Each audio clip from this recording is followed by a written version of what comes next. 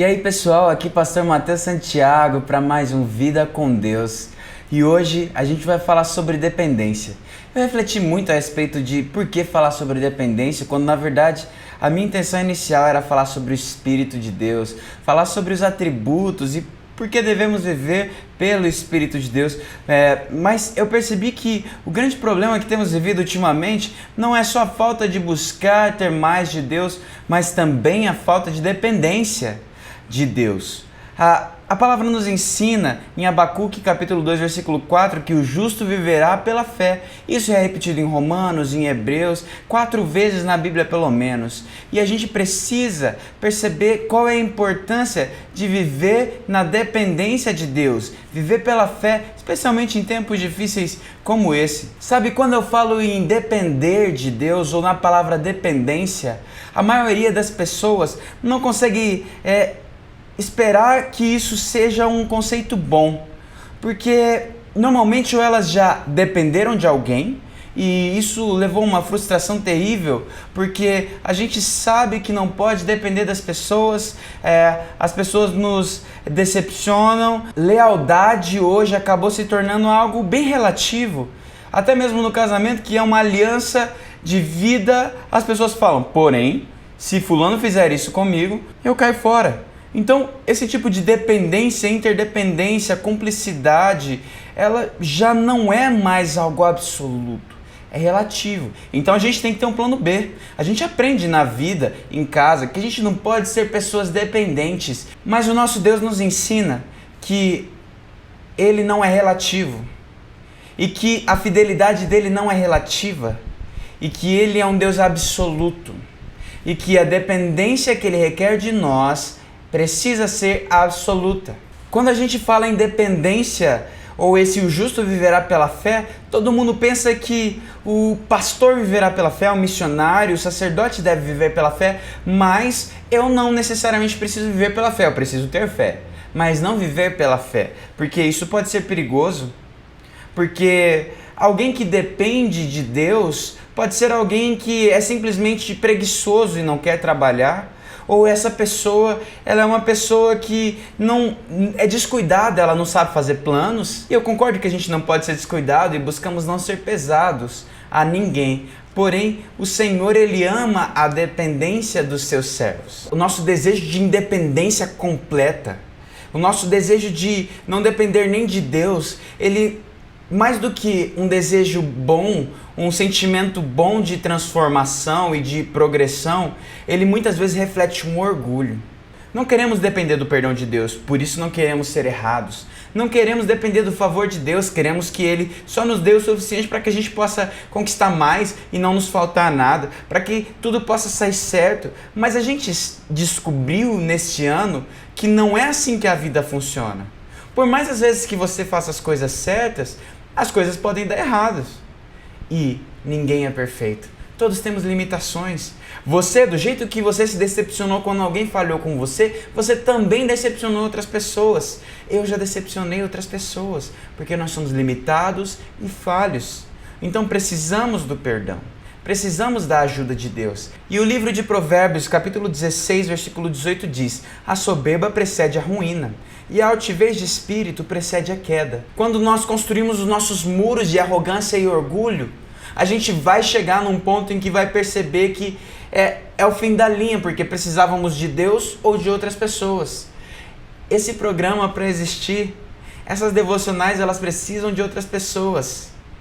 Porque o Senhor o quis assim. O Senhor não criou para que fôssemos autônomos e completamente independentes, mas que fôssemos interdependentes. E é ali, como diz o Salmo 133, na comunhão dos servos dele, que ele ordena a sua bênção. Então temos aqui a minha mãe monitorando o áudio e o vídeo, temos o meu pai me ajudando aqui na roteirização desse programa, temos a Rose Bueno nos cedendo esses equipamentos todos para que o cenário fique lindo, e temos a Fernanda Talarico fazendo esse cenário para que fique maravilhoso. Temos os mantenedores, temos os intercessores, temos aqui os mobilizadores, a quem eu já agradeço a cada um. O vídeo chegou a você provavelmente por causa de um mobilizador que enviou o link para você, e eu agradeço a cada um desses amigos. Eu quero usar um exemplo muito interessante que acontece no livro de Josué.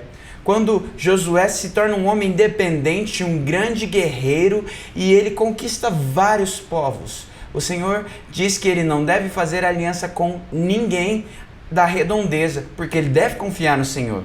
Mas nesse momento, no livro de Josué, capítulo 9, os gibeonitas fizeram para eles uma certa mentira e falaram para eles: olha, nós viemos de longe, não somos um povo da redondeza. Vocês não precisam ter medo de nós, pelo contrário, faça aliança conosco. E enganaram eles com roupas velhas, com comidas velhas e parecendo serem de longe mesmo. O versículo 14 diz assim: os israelitas examinaram as provisões dos heveus, mas não consultaram o Senhor. Então, eles dependeram do seu próprio conhecimento para poder perceber se eles eram de longe ou não. Mas se eles tivessem consultado o Senhor, eles não passariam a perceber 3 dias depois que os gibeonitas eram um povo vizinho. Para a tristeza deles, os gibeonitas nunca mais sairiam do meio deles e levariam povos pagãos, levariam costumes pagãos, levariam outros deuses e se misturariam com eles de maneira a atrapalhar o propósito que Deus tinha para a vida deles.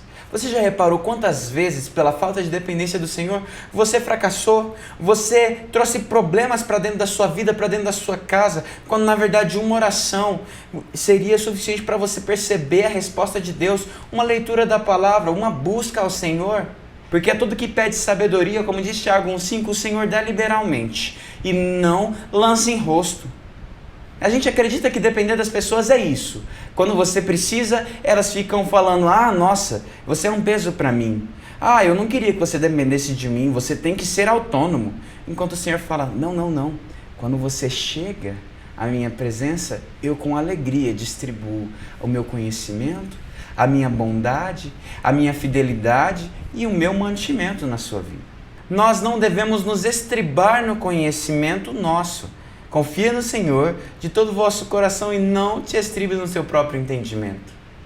Mas naquele tempo, o povo se estribou no próprio entendimento. E o Senhor disse: agora eles nunca mais vão sair de perto de vocês e vocês vão ter que honrar a aliança que fizeram com eles. Todo o que nele confia jamais será envergonhado, diz Romanos 10:11. O Senhor deseja que nós confiemos nele, porque ele trabalha por aqueles que nele esperam. Salmo 64:4, Isaías 64:4, o que eu amo sempre dizer aqui. Jesus respondeu quando as pessoas perguntaram qual seria a obra para ser salvo, e ele diz em João 6:29, a obra de Deus é esta: crer naquele que ele enviou. O Senhor quer que creiamos nele.